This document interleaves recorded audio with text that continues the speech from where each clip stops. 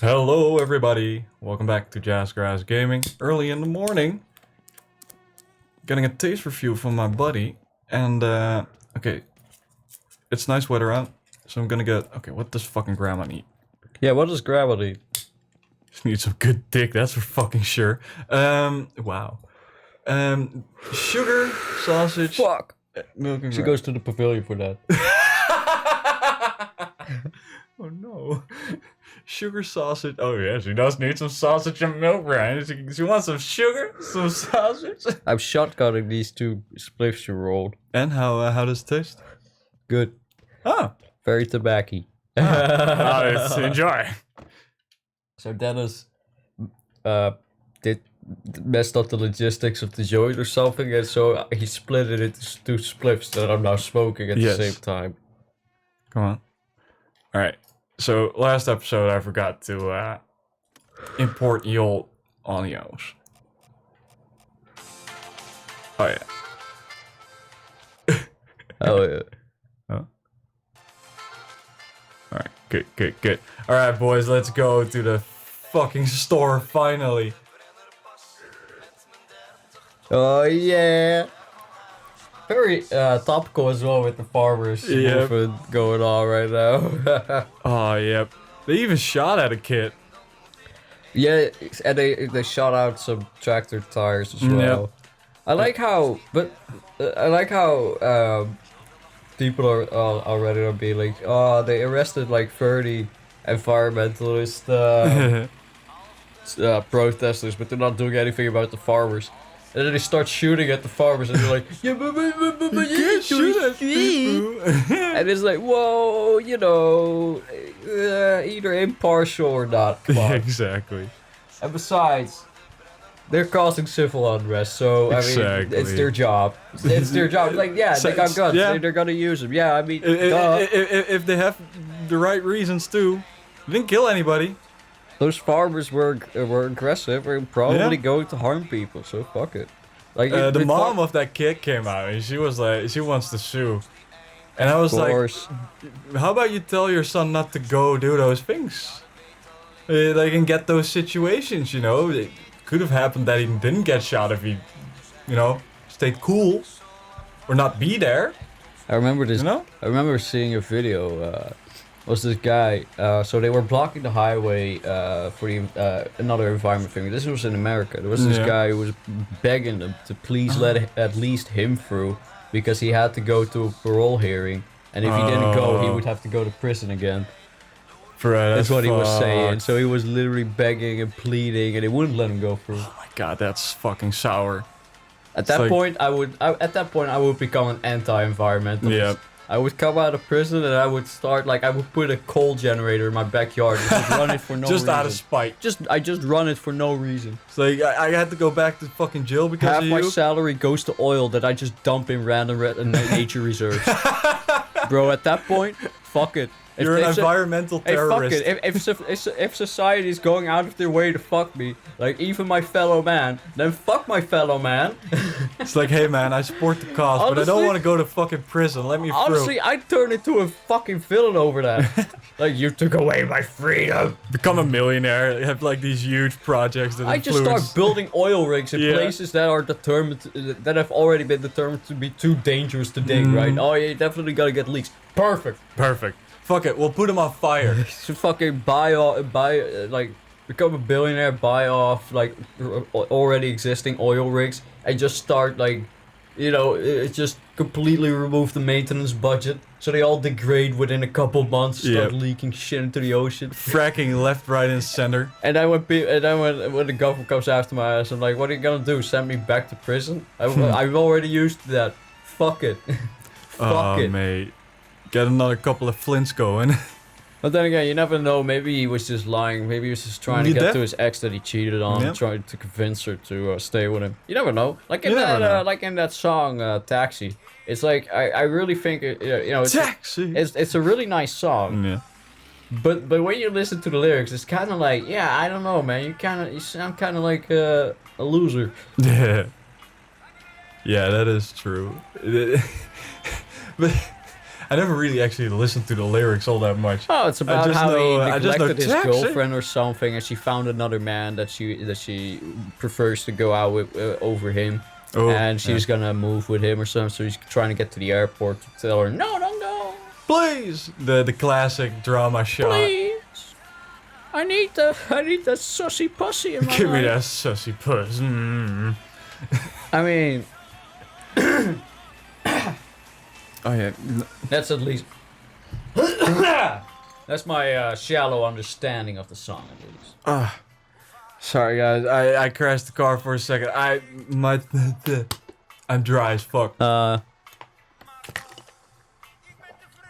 Who's messaging me on Discord then? Who's sending me messages? Who dares?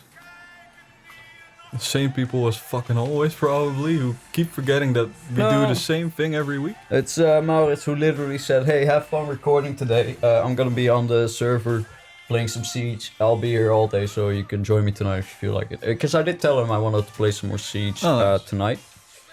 Because so I got the battle pass for the season, right? And I got to a certain tier where I got a Monty shield skin. But it's actually a pretty nice design, dude. I actually quite like it, and I unlocked it and I played with it. It looks really cool. This game's driving me nuts, Brian. Why do you have so many shitty fucking places where you can't just get out of a freaking ditch?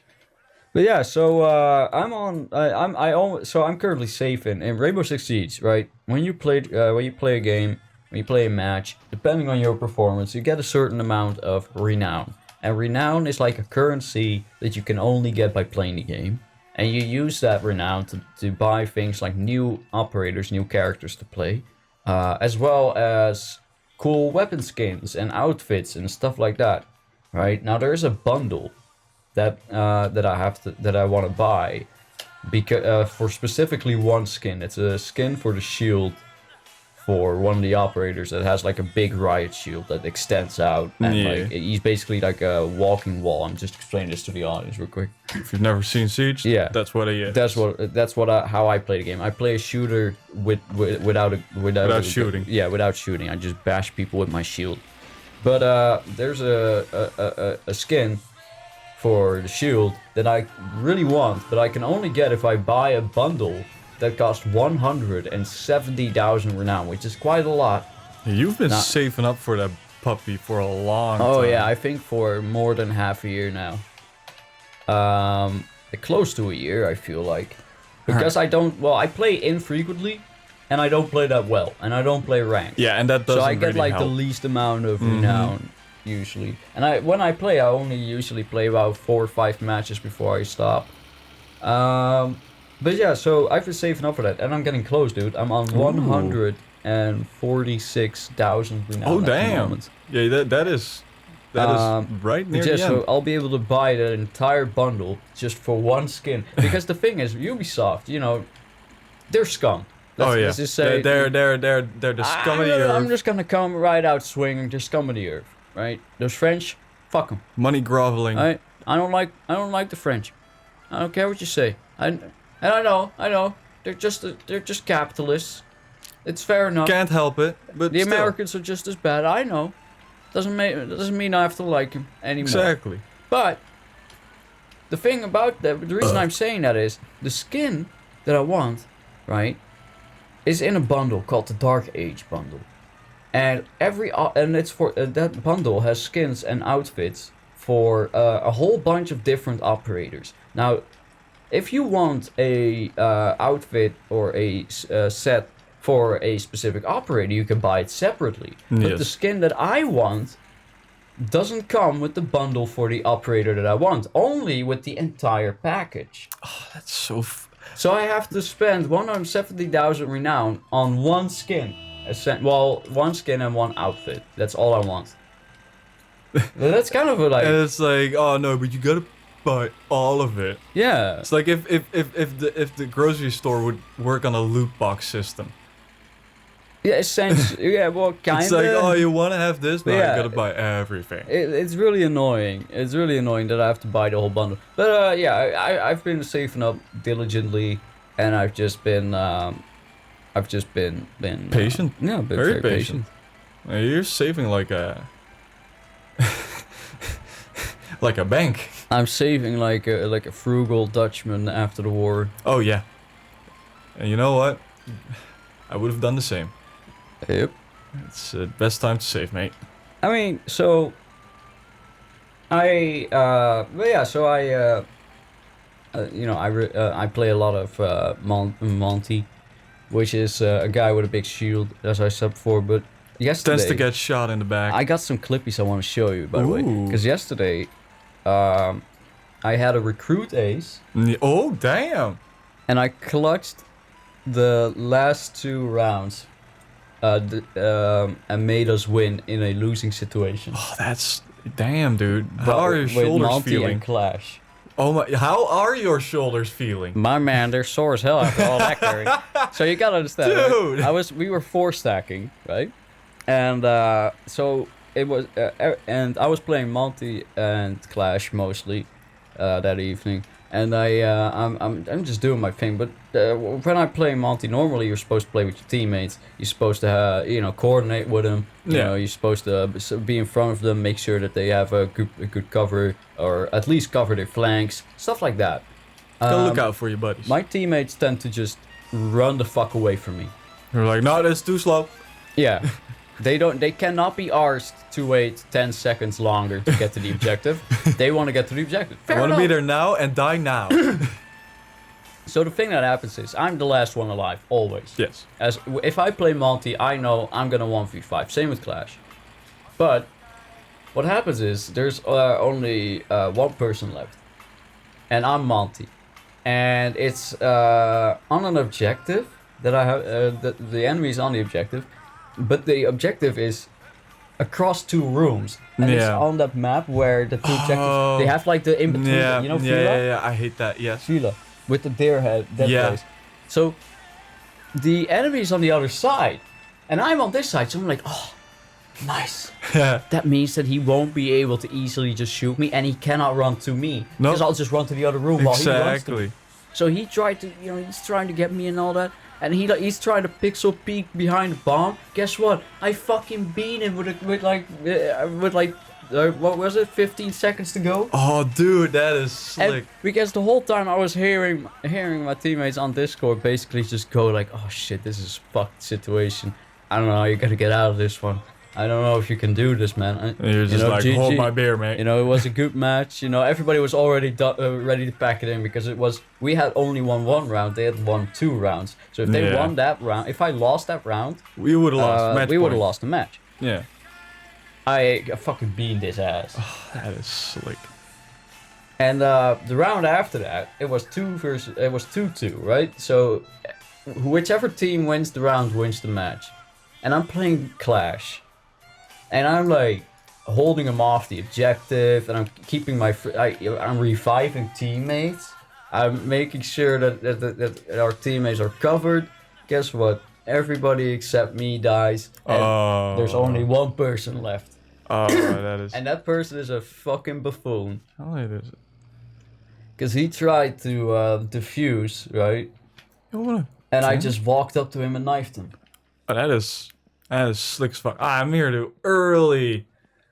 Damn it! Oh, really? How late is it? It's he opens at 10 and I'm at 9:15. Oh, okay. 9:10. But yeah, so that was fucking... Right. I got a beer. That was dope as hell. That was pretty hype. Maurice was like fucking... Because, so... I didn't have a lot of kills. I wasn't doing too good that evening, by means of kills. In the afternoon, I was acing. In the evening, I'm usually tired out. I'm usually, I get sloppy and I don't make any kills. Like, at most, I'll make 2 or 3. But yeah, the only 2 kills I made in that match were the winning ones. Hey man, those are the ones that count as much. They're the most important ones. It was absolutely beautiful. I was pretty proud of myself after that. I was like, damn, I am really a good fucking shield player. You definitely are. I forgot to pick up the goddamn cigarettes, Brian. Why do I have ADD? What do you mean? It said you had 10 cigarettes left, didn't it? No cigarettes left. Oh, that is... Don't worry, I got beer. God.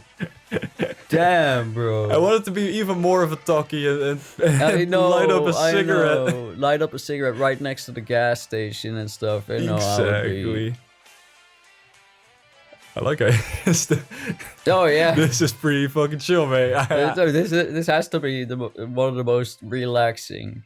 It's like, oh, I just gotta wait. Chilling on a parking lot, waiting for the store to open, with some music blasting from the radio. Yeah, the song just ended, so it's just. Oh yeah, nice. Finnish war songs. Here we go. There's just.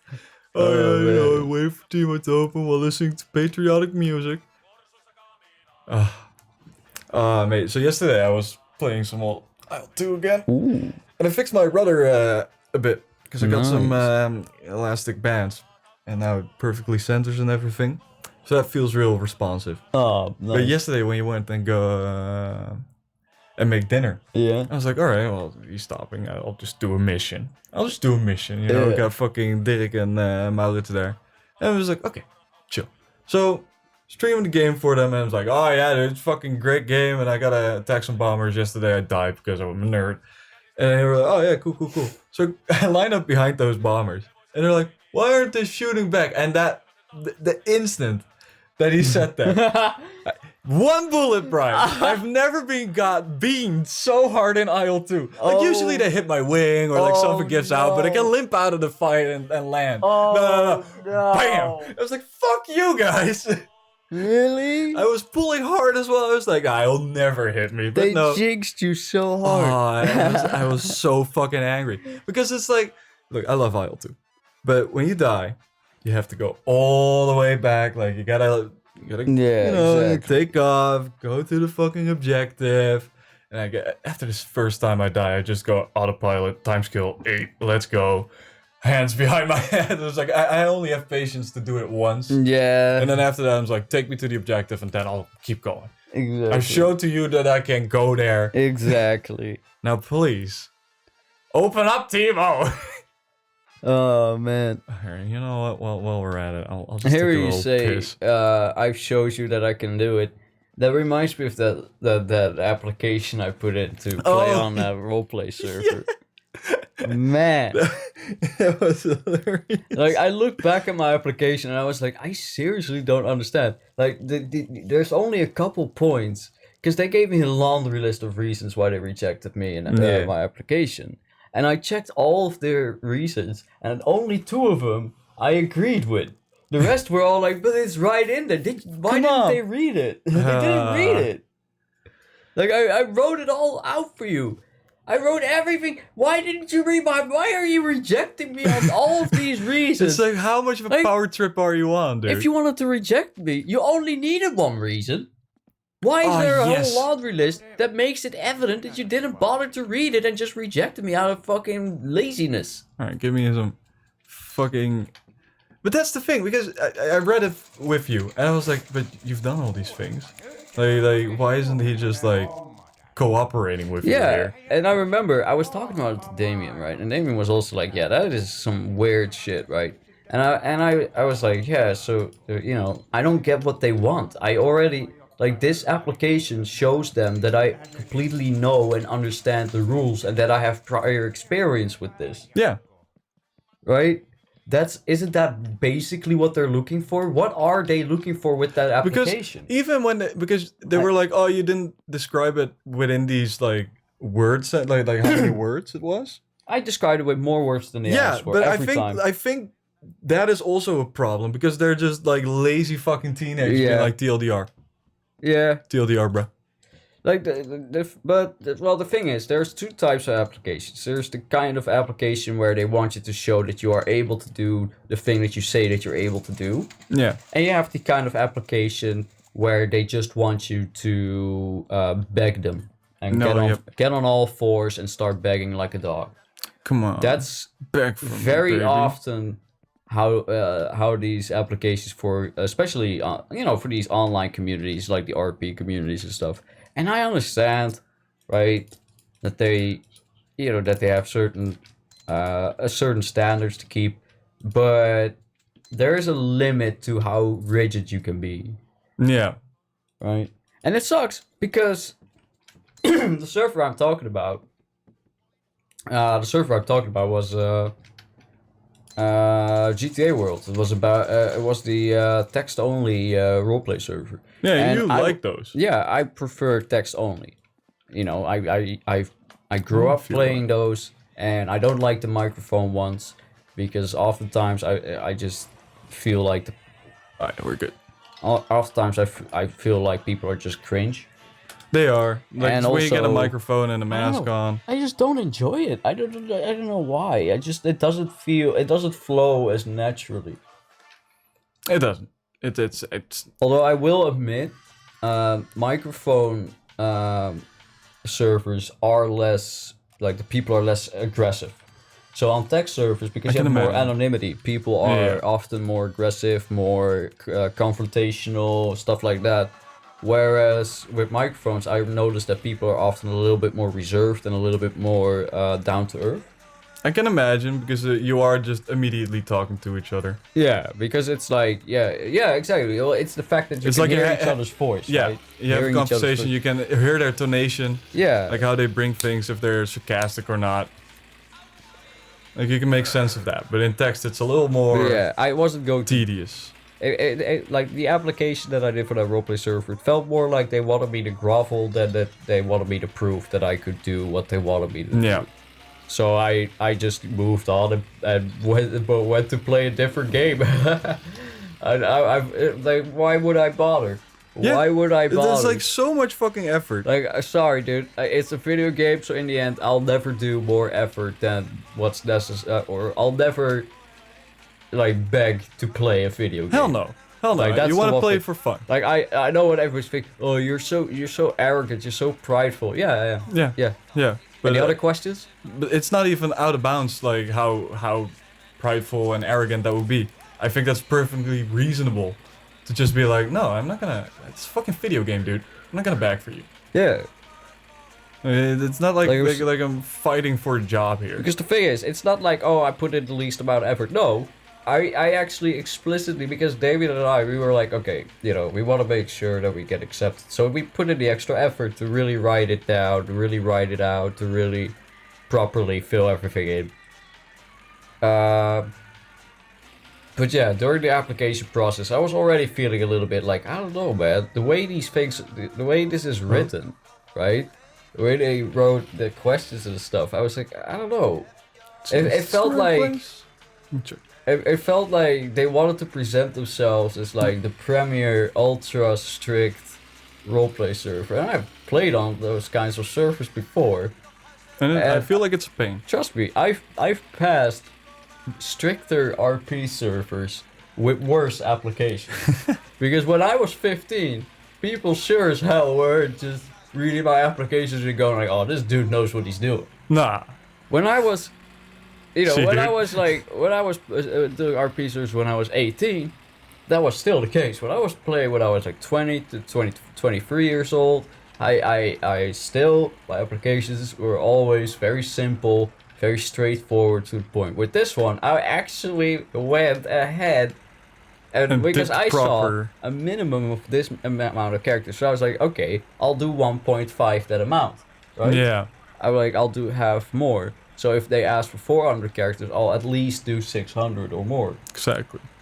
And so I ended up actually like sitting down for like 90 minutes straight writing all that shit out, and then this. Yeah. So I was pretty annoyed. I was very annoyed. Well, I guess you do have the text for if you ever want to go on another server. True. So you have a character in the sheet ready. But yeah, I wasn't gonna bother with, like, replying. Damien actually knows someone on that server. I don't know if it was an admin or just a regular player, but yeah. But still, so like, Damien is probably gonna reapply and play on there. And maybe like I'll try to reapply if he convinces me to in the future, but until then I'm not really that keen on it because I don't know. It's already annoying when you have to get in through a buddy. It's like, what is this, some kind of special club you got going on? Well, it's not. Well, I'm not trying to imply that I would get in through nepotism, but more like that Dennis, that Damien would be like, yo, just apply again so that we can play together. Yeah. Right? But check later. even then, I'm like, you know, even then I'll be, it's like, yeah, but that's another, like, at least 2 hours, because apparently 90 minutes just isn't enough. So that's 2 hours that I'd have to sit down and look at a form.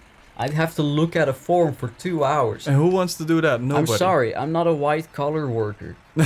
You're not an office guy. I may work in IT, but I'm still pretty much blue collar. I'm not that impressive of a guy.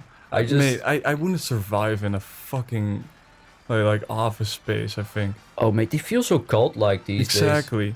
I feel so out of place. Because, you know, I've applied for jobs at office spaces before, and I've actually rejected a job simply because I was like one time I got a job offer, and I rejected it on 2 bases. First, the pay was just abysmal, right? Yeah. They legitimately wanted to pay me €2 above minimum wage. Whoa, that is. I felt so insulted. I was like, how? And I was like, no.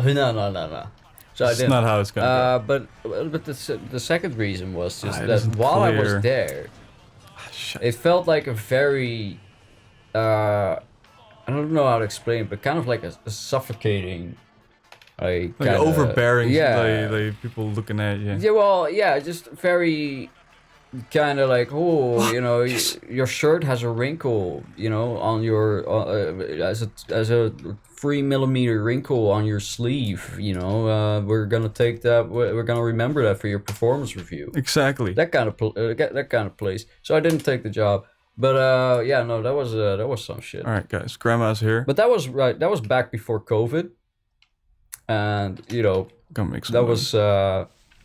Oh yeah, the fishing cage is right here. Oh, it's right here. That's why we couldn't find it. We took. Oh, guys, we're talking to our old grandma. Yes. Very foolish. All right, guys. Next time on Jazzgrass Gaming, we're gonna talk some more to our grandma. See ya. Bye.